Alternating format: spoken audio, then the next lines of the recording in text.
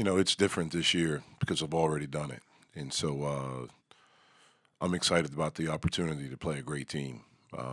They're one of the best teams in the country right now, and they're one of the best programs in the history of basketball. And so it's good to see where we stand right now. And that's what I'm excited about. Coach, with what they present specifically, are there any sort of matchups or technical things that you're looking for your team that might be a challenge for you guys that you'll have to overcome? Well, the environment will be a challenge, and their talent will be a challenge, and how hard they play. We have to really communicate well there because it'll be loud, and uh, we have to be able to execute. We have to do a good job in transition, and then Kerry presents a problem for us inside, which he's done for a lot of people this year. And so we're gonna have to know our game plan and execute it at a really, really high level. Jeff, many people are feeling the loss of Kobe Bryant in different ways. How are you dealing with that and your players who I'm sure many looked up to him and were inspired by him? How do you think that they will react in the wake of his death? Well, it's been tough for them. These guys, these young guys, like they admired him so much, looked up to him so much as a player and what he's meant for the game of basketball. And it's like a superhero dying. Like Kobe was one of these guys that seemed invincible, and you saw him, get hurt with an Achilles and shoot free throws and walk off the court and come back from that, and it's almost like, well, he can do that, and he willed himself so many times during his basketball career, playing through injuries, that it's just kind of hard to believe that this has happened. And so it's been a really tough 24, a little bit more than 24 hours. Jeff, Kobe has said a couple of times that if he had gone to college, he would have gone to Duke. And if I do my math right, that means you guys could have been teammates at one point. Does that thought cross your mind either yesterday or? Well, it's crossed my mind before. I mean, when I had heard that, I know when I was in school at Duke, our coaching staff was recruiting him very hard, and one guy in particular, Tommy Amaker, who's the head coach at Harvard now, he was our top assistant. He would talk about him all the time because he was the one that would go see him, and he would say he's the best high school player he's ever seen, and how talented he was. And so it's crossed my mind before about what that would have been like if he would have gone to college, if it would have been Duke, to have a chance to play with one of the best guys to ever lace him up. Was he ever on campus in recruiting visit? Yeah. I know specifically Ryan's from Calabasas. He wears number 24 because of Kobe. Have you talked specifically with him? Is he taking it harder than anybody else? I wouldn't say harder than anyone else. I mean, he's taking it hard. I have talked to him, and listened and just talked. And so, but we have several guys that are taking it pretty hard. How about your personal interactions or relationship with Kobe? Yeah, I know him, or I knew him. He was obviously an amazing basketball player, one of the best that we've ever seen. Everyone knows about his work ethic, all of those things. The thing that was really amazing to me is to watch him post basketball and to watch, him with his family and his daughters and, seeing kind of the softer side and seeing, him fall in love with the game of basketball again. To see him, a lot of guys have a hard time when they retire, especially someone that loves the game so much. And it was interesting because it seemed like a seamless transition.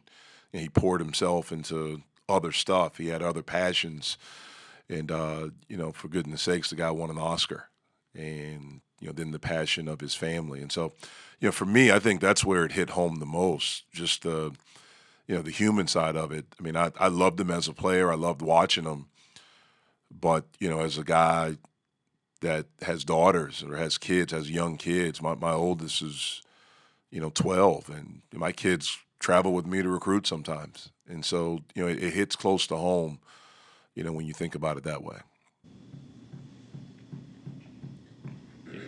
Just kind of shifting to Duke here, Jeff. You talked about the environment that your team's going to be playing in.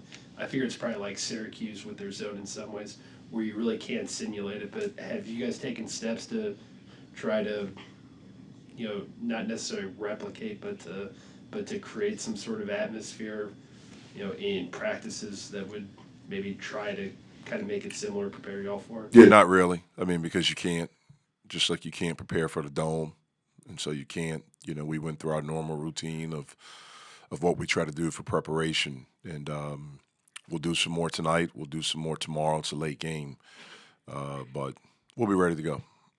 Jeff, when you play a team like Duke, is there a different kind of buzz at practice, a different kind of energy at practice? Sometimes there is. This part of the season is difficult. It's the grind, and guys are a little tired, guys are a little banged up. Some teams have a break. Duke they haven't played since Tuesday. We've played twice since then, and so you're trying to manage practice. Like, how much can you do? How much can you get out of them? We have guys that are playing a lot of minutes, and so there certainly is excitement. Don't get me wrong, but we have to be really mindful of what we do in practice and not to exert all of our energy in practice and preparation, because we're going to need a lot of energy tomorrow. Is it normal for one team to get 8 days off or 9 days, whatever it is, and another team to play twice, and those two teams meet? I don't know. I mean, this has happened twice to us now, so it happened when we played Carolina too. So hopefully we have a similar result. Jeff, if you wouldn't mind, one more question about Kobe. Going to Duke tomorrow night, Coach K had a unique relationship with him. From a coaching standpoint, better than almost anybody. Can you talk about what you expect to get from him tomorrow night and what he might be thinking right now? Well, I'm not going to elaborate on I don't know what Coach is thinking. I mean, I know that they were very close, and I know Coach loved him, and I know Kobe loved Coach and his family. And, I'm sure Coach K's mind tomorrow is going to be on beating Pittsburgh. And for those 2 hours and the preparation leading up to it. And then after that, he will do what he normally does, which I'm sure he's already done, which is reached out to the family and done, the things that he always does. How small is the margin between winning and losing based on, excuse me, like Justin going out in the first couple minutes of that Syracuse game and losing him? You guys don't have another player like him to come off the bench, maybe? Well, there's a fine line between winning and losing, period. It's not just that. It's, it's all the little things, but they're huge things. It could be a block out. It could be a missed defensive assignment. It could be not making the extra pass. I mean, it's all those things. And, most teams don't have a large margin for error. We have a very narrow, very small margin for error, especially when we're playing against really good teams. Good teams make you pay for mistakes. And Syracuse is a really good team. I think they started out struggling, but they figured it out, and they're playing really, really well. The team we're playing tomorrow is a really good team. They're elite. And so you have to minimize mistakes when you play them in order to have a chance. Coach, you have, I think, 4 scorers averaging double digits or more this year. How are you seeing X and Trey kind of adapt to knowing that they don't have to be the guys, that there is help this year? Yeah, I mean, look, we all need to play better. It's not just X and Trey or the 4 guys. I think Murph and Justin, I think those are the 3rd and 4th, or whatever order they're in right now. We all need to play better. Percentages need to be higher. The mistakes need to be minimized. We need to rebound the basketball better. We all need to be better.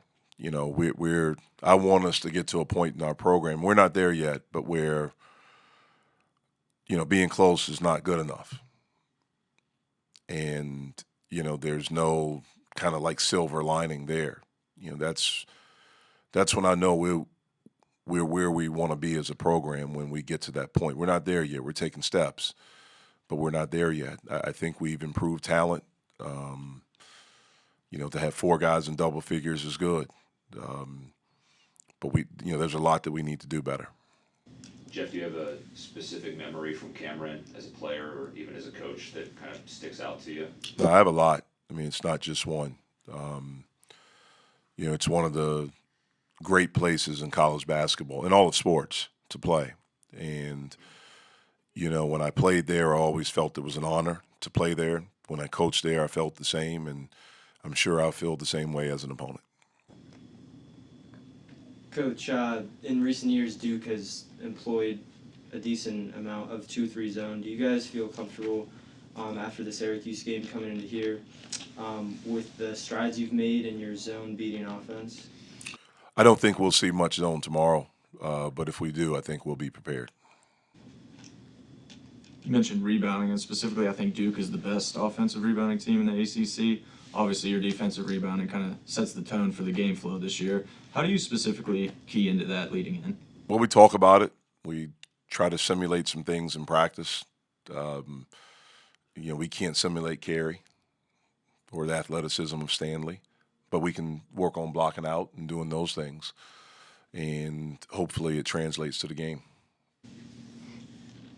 Coach, when Justin went out with those 2 fouls early, Gerald stepped in and played probably his most significant amount of time since early on in the season. How would you assess how he played against Syracuse? Did okay, did some good stuff.